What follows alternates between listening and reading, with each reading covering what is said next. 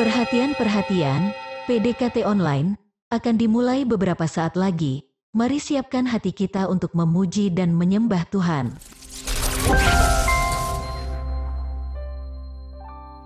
Shalom, Sobat DC Ministry yang dikasihi Tuhan Yesus. Puji syukur kita boleh kembali berjumpa dalam PDKT Online di minggu ini dalam kondisi yang baik, tanpa kekurangan sesuatu apapun. Tuhan rindu agar setiap kita menjadi pemenang di dalam segala perkara. Jadi bagi siapapun dari antara kita yang hari ini merasa lelah untuk kalah, ataupun merasa kalah melulu, hari ini saya rindu kita untuk belajar dari firman yang akan memerdekakan setiap kita, agar bisa mengalami terobosan demi terobosan, serta berbuah-buah lebat di dalam hidup ini. Namun sebelum kita lanjut seperti biasanya, mari kita terlebih dahulu bersatu hati di dalam doa. Tuhan Yesus yang baik, terima kasih buat kasih dan anugerah-Mu yang boleh kami rasakan sampai pada hari ini. Sebentar kami rindu kembali untuk mendengarkan firman-Mu, berbicaralah Engkau ya Tuhan, urapi setiap kami yang mendengar, sembunyikan hamba di balik salib-Mu. Dalam nama Tuhan Yesus, mari kita yang percaya dan berdoa bersama kita katakan, Amin.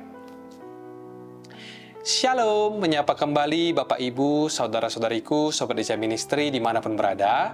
Sharing hari ini saya beri judul, Bayar Harga untuk Menang. Sadarkah saudara kalau Tuhan itu sungguh rindu agar setiap kita menjadi pemenang, bahkan lebih daripada pemenang di dalam segala perkara? Sekalipun kemenangan yang dari Tuhan itu sudah tersedia, namun yang namanya kemenangan itu harus tetap disengaja. Dan ada harga yang harus kita bayar untuk meraih sebuah kemenangan tersebut. Dan untuk itulah hari ini kita akan sama-sama belajar dari firman Tuhan yang diambil dari Mazmur 119 ayat yang ke-57 sampai 64 supaya kita semua bisa mengalami terobosan demi terobosan di dalam hidup ini. Mari langsung kita buka bersama firman Tuhan dari Mazmur pasal yang ke-119 ayat yang ke-57. Demikian firman Tuhan. Bagianku ialah Tuhan, aku telah berjanji untuk berpegang pada firman-firman-Mu. Pemazmur membuka ayat ini dengan berkata, bagianku ialah Tuhan. Hanya orang-orang yang bisa berkata bagianku ialah Tuhan adalah orang-orang yang sesungguhnya merasa puas jiwanya. Dia berkata bagianku ialah Tuhan. Itu sama artinya dengan kasih Yesus itu cukup bagiku. Seperti Mazmur Daud yang terkenal yaitu Mazmur 23 ayat yang pertama yang berkata, Tuhan adalah gembalaku, takkan kekurangan aku. Kalau aku punya Yesus, maka tidak akan kekurangan aku, sekalipun aku tidak punya segala-galanya atau uang juga masih pas-pasan, teman juga tidak banyak, tetapi kalau ikut Yesus, kasihnya Yesus itu cukup bagiku. Dialah Tuhan yang tidak pernah meninggalkan aku. Bagianku ialah Tuhan, kata pemazmur. Kalau Tuhan adalah bagian kita, maka kita juga tidak akan iri sama siapa-siapa, sebab jiwa kita akan merasa puas, sekalipun sekarang mungkin masih punya masalah. Tetapi kalau Tuhan ada di pihak kita, niscaya pasti akan ada jalan keluar. Minimal kita tahu dari firman yang tertulis dalam Yeremia 29, bahwa rancangan Tuhan itu adalah rancangan damai sejahtera, untuk memberikan kepada kita hari depan yang penuh dengan harapan. Kalau bersama dengan Tuhan Yesus itu tidak pernah lebih dan juga tidak pernah kurang. Bersama dengan Tuhan itu selalu cukup. Bahkan kita yang hari ini mungkin merasa tidak punya apa-apa pun, di dalam Yesus selalu ada sesuatu yang bisa kita syukuri. Sebab tidak berkesudahan kasih setia Tuhan, selalu baru setiap pagi. Suatu hari ketika kita nanti bisa happy, itu bisa pas sekali dalam rencana Tuhan. Atau mungkin juga kita bisa merasa sedih, itu juga bisa pas sekali dalam rencananya. Entah gimana caranya, kekuatan Tuhan itu selalu ada untuk menopang setiap kita. Dan selalu ada pertolongan Tuhan. Sebab itu poin pertama yang bisa kita pelajari hari ini. Bayar harga untuk menang itu dimulai dengan terlebih dahulu memastikan dalam jiwa kita bahwa Yesus itu cukup bagi kita. Seperti Mazmur 119 ayat 57 yang kita baca tadi, bagianku ialah Tuhan, aku telah berjanji untuk berpegang pada firman-firman-Mu. Lalu kemudian di ayat yang ke-58 pemazmur berkata, Aku memohon belas kasihan-Mu dengan segenap hati. Kasihanilah aku sesuai dengan janji-Mu. Kalau di ayat 57 tadi pemazmur dengan mantap berkata bagianku ialah Tuhan, dan dia komit untuk berpegang kepada firman-firman-Nya, tetapi kenapa kok di ayat 58 ini dia sepertinya merasa ragu? Dia berubah dan berkata, aku memohon belas kasihan-Mu dengan segenap hati, kasihanilah aku sesuai janji-Mu. Kelihatannya pemazmur di ayat 58 ini realistis memandang dirinya. Dia sadar dan tahu betul bahwa sekalipun dia berkata kalau 100%-nya itu tidaklah cukup sama Tuhan. Dia sadar sebagai manusia dia tidak sempurna. Sebab itu dia berkata kepada Tuhan, aku memohon belas kasihan-Mu. Ini menunjukkan seruan seseorang yang jujur dan rendah hati. Sebab sesungguhnya memang dibutuhkan sebuah kejujuran sama diri kita sendiri, bahwa sebaik-baiknya apapun diri kita, pasti masih punya kelemahan. Pasti masih ada area-area dalam hidup kita yang belum menang. Pemazmur dalam ayat ini memberikan dirinya sendiri sebuah ruang untuk belajar dari kesalahan. Tuhan tahu kalau kita semua punya kekurangan, dan Tuhan tidak pernah menghakimi kita selama hati kita itu mau terbuka kepadanya. Pemazmur ini sadar bahwa semantap-mantapnya manusia pasti ada bolong dan juga lubangnya. Dia sadar betul bahwa dia tidak sempurna, dan dia tahu dia tidak mampu tanpa Tuhan. Sebab selama kita masih hidup dalam daging, pasti ada begitu banyak hal yang mungkin saja tidak kita sengaja ataupun tidak kita sadari masih kurang dan banyak salah di hadapan Tuhan. Sebab itu pemazmur sangat realistis dan berkata, Tuhan, aku mohon belas kasihan-Mu. Jangan biarkan aku, sebab sehati-hatinya diriku, aku pasti pernah hilaf dan ada kemungkinan akan hilaf lagi. Sebab itu tolonglah bantu aku, jagain aku dan lindungi aku seperti biji mata-Mu. Poin kedua, bayar harga untuk menang itu harus dilanjutkan dengan kesadaran penuh dalam jiwa kita bahwa sesungguhnya siapapun kita tidak mampu jikalau tanpa Tuhan. Jangan hanya berkata seperti orang-orang dunia atau motivator selalu ajarkan, aku bisa, aku pasti bisa. Sebab nanti orang yang demikian, biasanya tanpa disadari, besok kalau dia sukses, dia akan jadi orang yang angkuh dan kemudian bisa jatuh. Tetapi kalau kita mau berkata kepada diri kita sendiri, aku bisa, aku pasti bisa, maka jangan berhenti pada sampai kata aku bisa saja. Lanjutkan lagi dengan firman Tuhan dalam Filipi 4 ayat 13. Aku pasti bisa menanggung segala perkara di dalam Dia yang memberikan kepadaku kekuatan.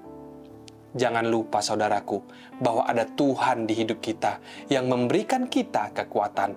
Barulah kemudian kita bisa melakukan segala perkara dalam hidup ini. Ada amin saudara? Mari tiap hari kita berdoa sama Tuhan, biar Tuhan senantiasa mengingatkan setiap kita agar tidak lari dan melenceng dari jalan-jalannya Tuhan. Karena setiap dari kita selama hidup dalam daging pasti punya kecenderungan untuk berbuat kesalahan. Lalu kemudian di ayatnya yang ke-59 dikatakan, aku memikirkan jalan-jalan hidupku dan melangkahkan kakiku menuju peringatan-peringatanmu. Ketiga pemazmur berkata di dalam ayat ini, aku memikirkan jalan-jalan hidupku. Itu berarti dia sedang memberi ruangan pada dirinya untuk dievaluasi. Sebab yang namanya visi itu tidak akan bisa maju kalau tidak ada yang namanya evaluasi. Banyak orang yang punya mimpi tetapi dia tidak pernah mau dievaluasi, tidak pernah mau diberi masukan, atau tidak mau dikoreksi sama Tuhan. Jangankan sama Tuhan, sama orang aja tidak mau. Yang lebih anehnya lagi, orang yang seperti ini berkata, kalau Tuhan yang mengoreksi aku mau. Nah, kalau dikoreksi sama manusia yang kelihatan saja, dianya langsung tersinggung, ngamuk, ngambek, lalu tiba-tiba hilang dari peredaran, tidak mau bertemu lagi. Terus bagaimana dengan Tuhan bisa menegur Anda kalau Anda sudah begitu, ya kan?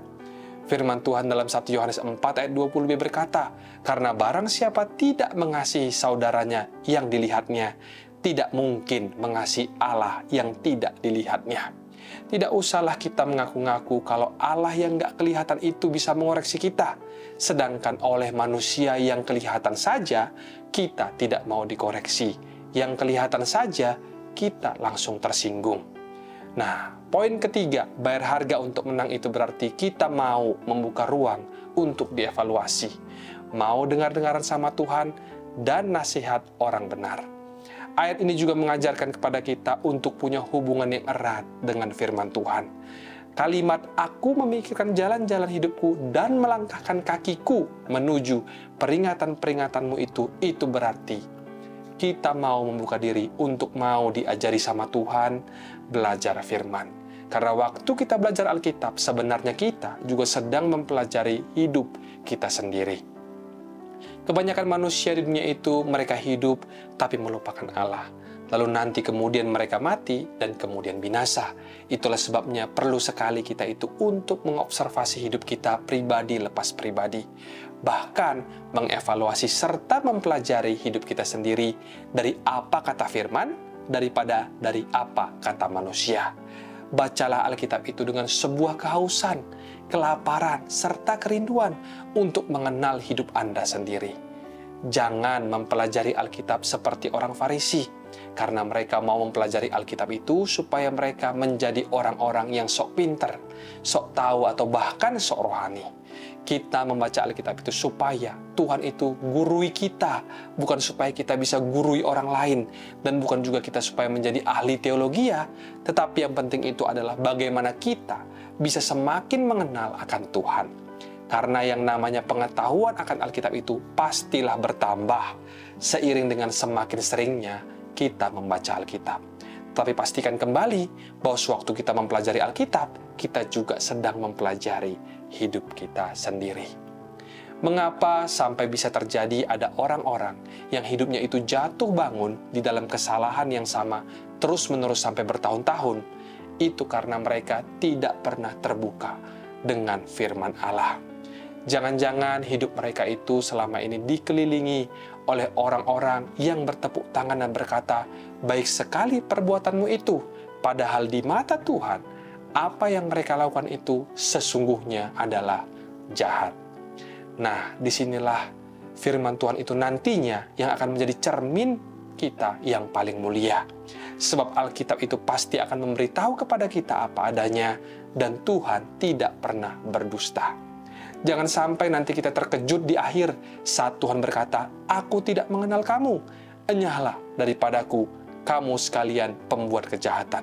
Lalu kita syok setengah mati, dan kemudian protes kepada Tuhan, bukankah aku melayani, bahkan mengusir setan demi namamu? Kita menjelaskan kepada Tuhan begini dan begitu, membanggakan semua jasa-jasa kita. Padahal selama ini kita itu hanya sibuk berbuat segala sesuatu yang menurut cara pandang kita baik, tapi ternyata itu belum tentu benar dan sesuai dengan kehendak Tuhan. Kita tidak pernah mau seperti Maria, yang duduk diam dan mendengarkan hati Tuhan. Seperti yang dikatakan dalam Ibrani 4 ayat 12, sebab firman Allah hidup dan kuat, dan lebih tajam daripada pedang bermata dua manapun. Ia menusuk amat dalam, sampai memisahkan jiwa dan roh, sendi-sendi dan sumsum. Ia sanggup membedakan pertimbangan dan pikiran hati kita. Lebih baik Tuhan berbicara sekarang kepada saya dan Anda daripada di akhirat. Lebih baik Tuhan koreksi saya di sini, karena sewaktu saya dikoreksi di sini, itu berarti Tuhan cinta kepada saya dan Anda, dan itu pertanda bahwa saya dan Anda bukanlah anak-anak gampang. Ayat selanjutnya di ayat yang ke-50 dikatakan, aku bersegera dan tidak berlambat-lambat untuk berpegang pada perintah-perintahmu. Poin berikutnya atau poin keempat, jangan menunda-nunda untuk taat pada perintah Tuhan. Kebanyakan orang itu kan biasanya bersegera untuk berdosa atau cepat-cepat untuk masuk ke dalam kesalahan.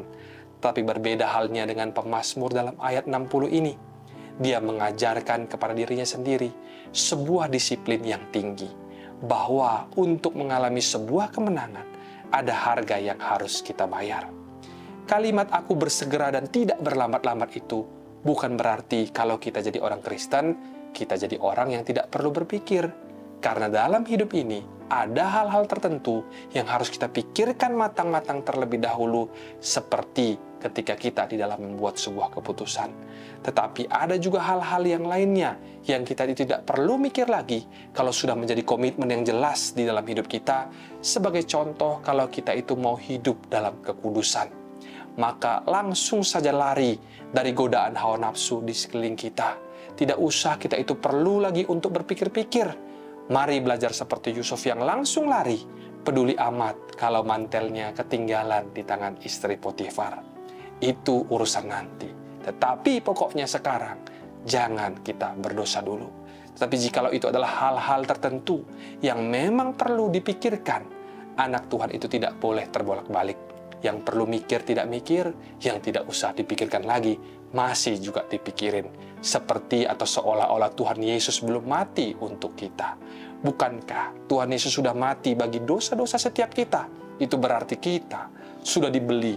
Kok kita itu masih mikir ketika kita digoda atau dicobai oleh dosa? Kita perlu belajar dari kesalahan Lot, di mana saat itu dia dan keluarganya berlambat-lambat keluar dari Sodom dan Gomora. Dan karena Lot berlambat-lambat, sampai akhirnya istrinya mati, anak-anaknya pun juga begitu. Sebagai kepala keluarga atau sebagai papa dan seorang suami, harusnya Lot bisa bersikap tegas. Sebab ada waktunya seorang kepala keluarga boleh untuk main perintah dan berkata dengan tegas.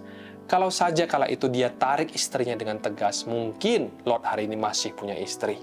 Makanya itu ayo, mulai hari ini kita mulai pupuk diri kita dengan sifat yang tidak berlambat-lambat untuk taat. Apalagi kalau itu terhadap perintah Tuhan. Lalu di ayat yang berikutnya, di ayat 61 dikatakan, tali-tali orang-orang fasik membelit aku, tetapi Tauratmu tidak kulupakan.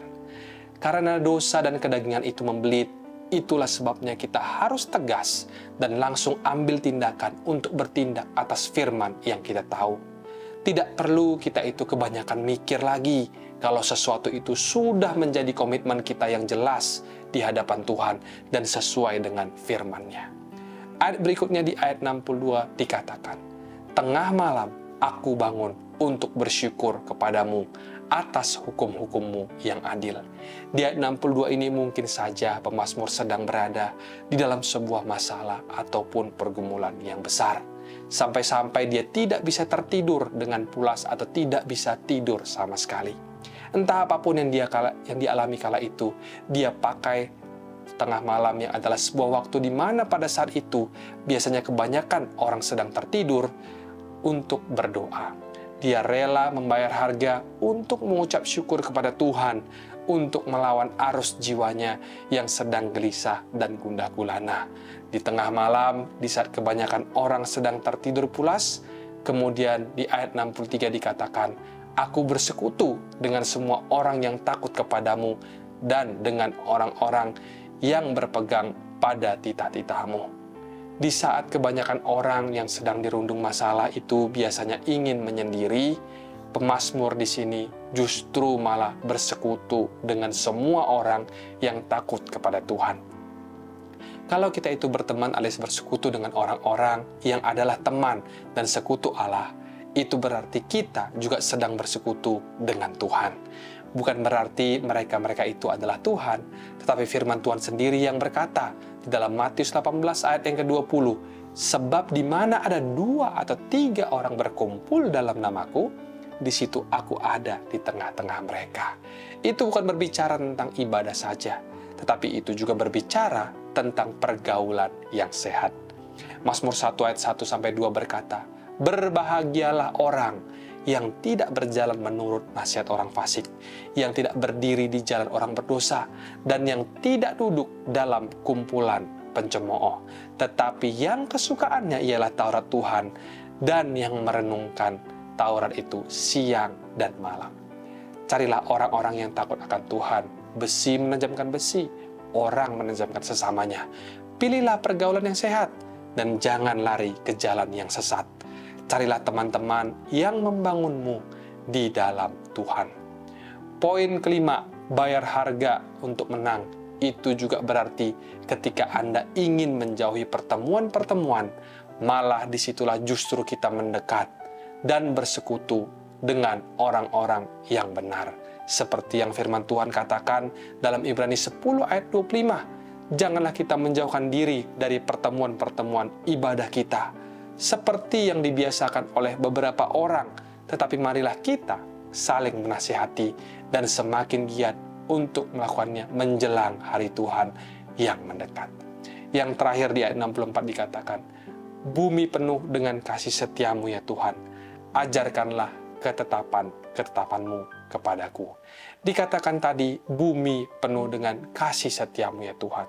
Itu berarti pemazmur ini punya pengalaman dengan kasih setia Tuhan. Dia bisa punya cara pandang yang seperti itu karena dia memilih untuk selalu berpegang teguh kepada firman Tuhan. Sekalipun dia sedang dirundung oleh masalah ataupun persoalan, orang-orang yang senantiasa berpegang teguh kepada firman Tuhan, cara pandang mereka itu akan berubah menjadi positif. Seperti kita melihat sebuah gelas berisi air, yang Anda lihat itu airnya setengah kosong atau setengah terisi. Pemazmur bisa berkata bumi penuh dengan kemuliaan Allah, padahal kalau kita lihat bumi itu penuh dengan dosa. Pemazmur ini bisa berkata demikian berarti orang ini hatinya pulih di dalam Tuhan. Jadilah orang yang demikian. Poin terakhir, bayar harga untuk menang itu berarti kita dengan sengaja menjadi orang-orang yang positif. 6 poin dari sharing hari ini bayar harga untuk menang dimulai dari yang pertama, terlebih dahulu memastikan di dalam jiwa kita bahwa Yesus itu cukup bagi kita. Yang kedua, dilanjutkan dengan kesadaran penuh dalam jiwa kita bahwa sesungguhnya siapapun kita tidak mampu jikalau tanpa Tuhan. Yang ketiga, bayar harga untuk menang itu berarti kita mau membuka ruang untuk dievaluasi. Yang keempat, jangan menunda-nunda untuk taat pada perintah Tuhan. Yang kelima, janganlah menjauhkan diri dari pertemuan-pertemuan, malah mendekat akan pertemuan itu. Yang keenam, dengan sengaja menjadi orang-orang yang positif. Mulai hari ini kita semua pasti akan mengalami kemenangan dari Tuhan Yesus Kristus. Mari kita bersatu hati di dalam doa. Tuhan Yesus, terima kasih buat firman-Mu yang hari Kau berikan pada kami. Biarlah Tuhan Kau senantiasa memberikan kami kemampuan untuk menjadi pribadi lepas pribadi yang lebih sungguh lagi mengandalkan-Mu dalam segala perkara, apapun yang kami hadapi. Hanya Engkau-lah yang mampu dan sanggup untuk menolong kami. Kami percaya bersama dengan Tuhan Yesus, kami semua akan menjadi lebih daripada pemenang. Hari ini kami juga rindu untuk terus menopang dalam doa saudara, teman maupun kerabat kami, semua sobat ECA Ministry dimanapun mereka berada. Tuhan sembuhkan mereka yang sakit dan yang mengalami pergumulan dalam finansial atau rumah tangga. Tuhan yang menjamah mereka. Biarlah kasih Tuhan selalu menyertai dan memulihkan hidup setiap kami. Dalam nama Tuhan Yesus, mari kita yang percaya dan berdoa bersama-sama kita katakan, amin. Mari kita buka hati dan angkat tangan untuk menerima berkat daripada Tuhan. Terimalah kiranya berkat dari Allah Bapa, cinta kasih Tuhan Yesus Kristus, penyertaan Allah Roh Kudus akan menyertai hidupmu mulai hari ini, bahkan sampai kali yang kedua Tuhan Yesus datang menjemput kita. Namamu tercatat di dalam kitab kehidupan. Dalam nama Tuhan Yesus yang percaya dan diberkati, katakan bersama, amin, amin, amin. Tuhan Yesus memberkati, shalom dan sampai jumpa.